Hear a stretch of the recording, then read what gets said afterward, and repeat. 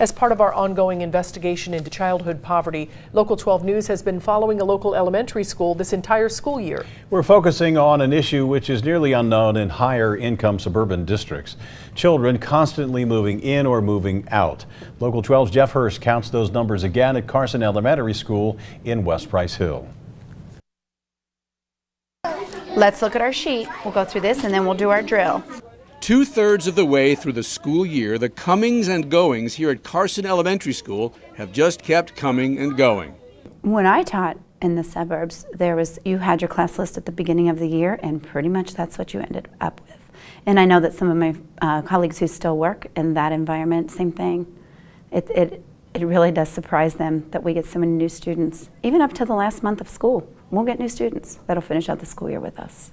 Since the first day of school in August, we've been following Carson, where student mobility, kids moving out, kids moving in, is an inner city fact of life. Even as of today, I had a new student enroll yesterday. Margie DeMuzio is the supervisory teacher for 4 fifth grade classes, 108 total kids.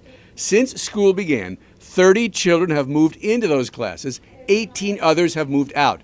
That adds up to 48 changes, nearly half of the 5th grade. Low-income families have enough problems with jobs and housing.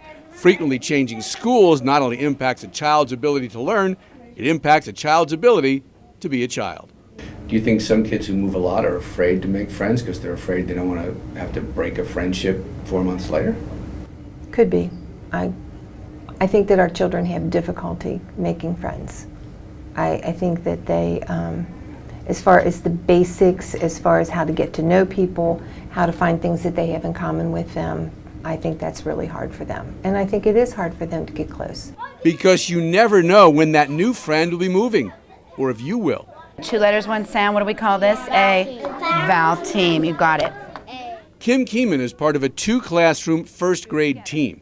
When school began in August, those 2 classes had 56 names on their rosters combined. But between kids never showing up at all, or moving out since school started, or moving in since day one, 29 changes, a churn rate of more than half for children who are 6 years old. We get very little reaction from them when we get new students. We say we have a new friend, we invite them in, and they welcome them in. There really is very little reaction because it is such commonality. That just happens often, and they're just used to it.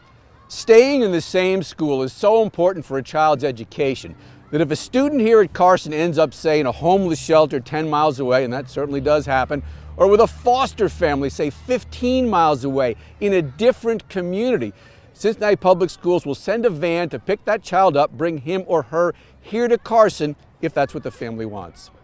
Carson School also plans to connect parents with low-income housing agencies to help those parents find new places to live near Carson if they get evicted. The hope is to keep things as stable as possible for these children in their very unstable world. We like to look at the optimistic side of it because it's what keeps you going. It's what keeps you moving every day. I think everybody here does it because they love it, and we plug through. Excellent. Let's do it all again. Everybody. Jeff Hirsch, Local 12 News. We'll check back again at Carson School later this school year to see how the turnover rate is going.